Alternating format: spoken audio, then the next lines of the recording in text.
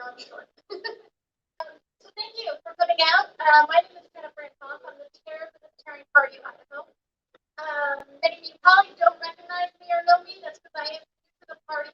I joined in August of last year as the chair. Before that, I was one of those people who moved here from California. And I should probably be ashamed to not tell you that, but I'd rather throw that out right away. Mostly because I believe that as chair, my job is not to speak for the party. My job is not to speak for the state. My job is to do the work for you guys to do the work so that you can speak for the state and the communities you represent. And so that's what a lot of today is about. It's about building that stage for you to feel comfortable in your community, to connect with other libertarians, and to help normalize liberty in your community. Right now, the biggest complaint we're hearing with everything going on from Australia to COVID to Afghanistan, there's all these infringements on our rights, and it's a little scary and intimidating. A lot of us are feeling alone, especially since we can't get out and do our coffee dates and meet with other people, like-minded individuals. We're just seeing the nonsense on Facebook and Instagram and Twitter and the news that's telling us the world's going to rise. And so what's important is that we do get together and you realize you're not alone, that we're in a great community, we're in a great state, that liberty is very much alive and well in Idaho. And you need to connect to build that community a lot stronger. So what I need is people like you to show up and then take those messages back to your community. I need you to feel comfortable with saying, yeah, I'm a libertarian. Yeah, I support these measures or I'm against these measures. Here's what I believe and here's why. And most importantly, what you're doing is you're giving your neighbors and your coworkers and your family members permission to embrace liberty. So I built this event out today to help introduce you to a lot of these issues, give you the talking points, make you realize there are people out there with the same message, the same ideas, and also to encourage you to speak up more. Hopefully some of you will decide to run for office. There's no greater time than today to put your feet in that water, get out there, put your name on a piece of paper and say, yeah, I'll represent my community. It's scary for a lot of people, it's kind of intimidating, but the more you get involved in politics and the more you meet your senators and your council members and your mayors, you start to realize they're everyday people. A lot of them fumbled into those positions themselves. They don't know everything, and they were just encouraged by their community to put their name out there. And you start to realize you probably know a lot better than they do because you're the ones who are actually living these issues. You're the ones who are looking at them from a less nuanced, personal, why is this important to me? But libertarians are notorious for looking at things of how do they affect the whole and how do they play out over the future. So with everything going on, we're realizing that history is already repeating itself.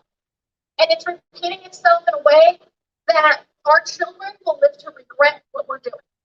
We saw this especially on 9/11 20 years ago.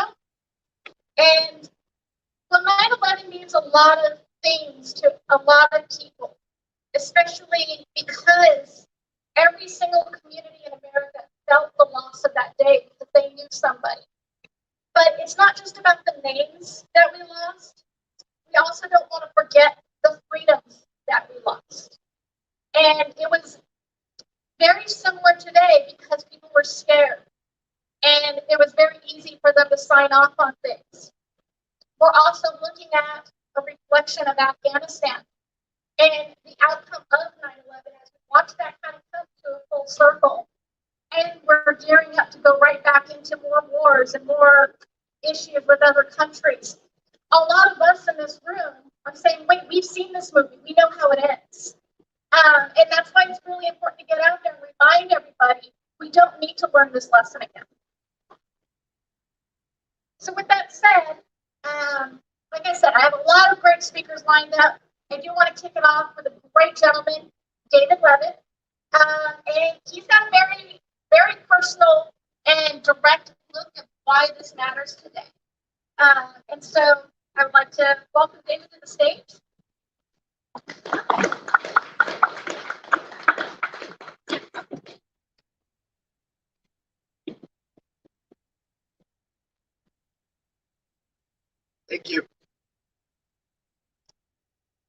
Thank you for inviting me here today and giving me a voice.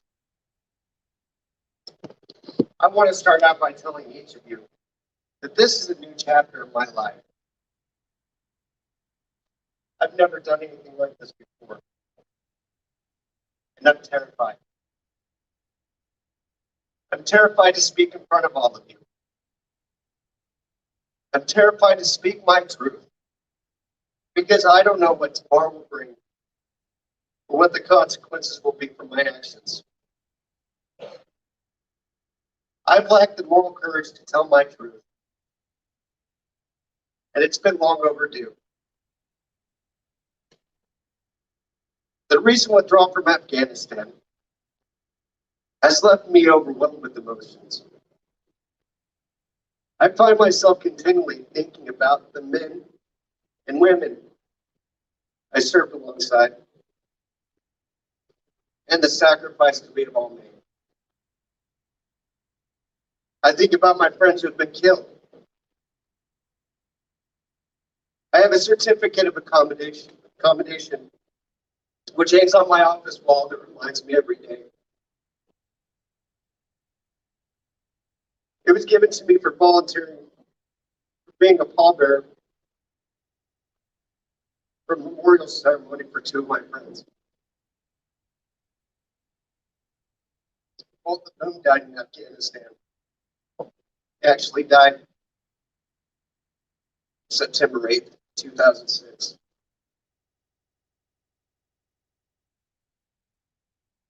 I think about my friend who committed suicide shortly after returning home.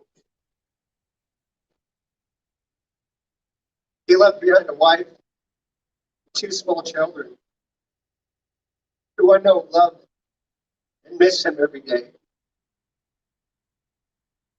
I think about my friends who are severely injured, disfigured, and mentally slow. I try to talk to them at least once a week, and I can hear the frustration, anger, pain, and suffering in their voices.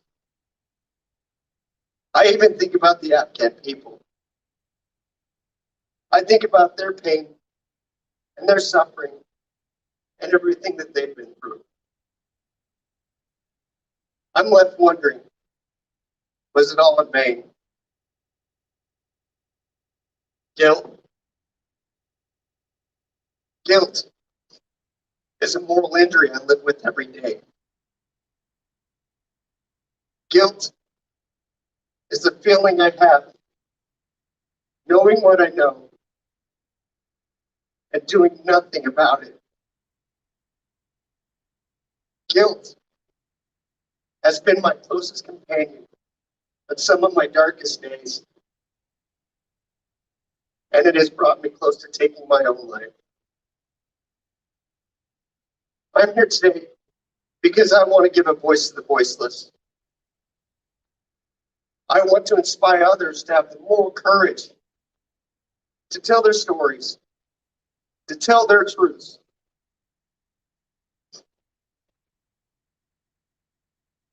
I want those who have made sacrifices and their friends and families, because they've made sacrifices too. I want them to know it was not done in vain. I want accountability and justice. But the only way to obtain accountability and justice is to be honest by telling the truth no matter the consequences. I wrote, our foreign lies and policies have become our domestic lies and policies, because I felt it's time to share my truth with the world and each and every one of you here. The American people have a right to know what really happened in Afghanistan and why it was such an epic failure. The American people have a right to know about the massive corruption that plagued the Afghan government and how the administrative state and the bureaucracies within our own government enabled that corruption. The American people have a right to know about the billions of dollars wasted on Afghanistan under the pretenses of nation building and humanitarian aid. But I feel it was all an excuse for the talking heads of the administrative state and bureaucracies of our federal government to continue the endless war while claiming progress. We must demand accountability, transparency, and honesty from ourselves and our government. We have become a nation divided that has been fueled by lies and propaganda. For us to move forward and begin healing as a nation and as a society, we must be honest with ourselves and with those whom we interact with. Liberty is based on trust. Trust is based on truth. And truth is based on honesty. I hope everyone here today will take this message to heart. And I encourage each of you to share it. The next time you meet a veteran, I don't want you to thank that veteran for their service. But instead, I want you to ask that veteran to tell you their story, their truth. It'll be hard for the veteran to tell you because most do not talk about the bad.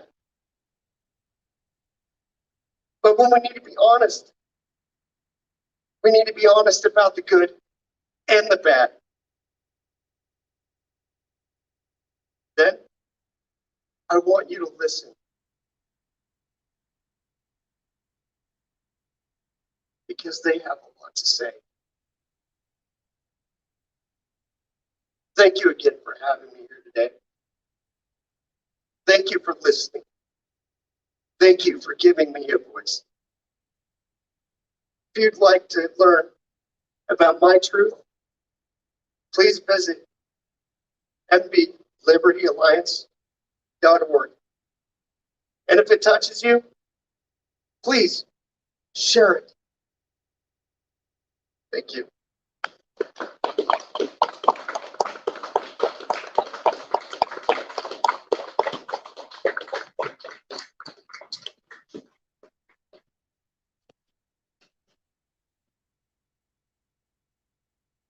Thank you, David. And thank you to his sister. There's nothing more important, I think, right now, especially in situations like this, to have community and family. And that's the first step that we need to start building that honesty and that truth. There's also not enough that we're doing to support people in that situation, helping them heal, helping them get support they need. And one of the ways we can do that is by helping them get the medication they need. A lot of our vets are not getting the services because of the laws here in Idaho. That's one of the reasons I'm personally invested in legalizing medical marijuana in Idaho. But to speak more about that, I'd like to invite Jackie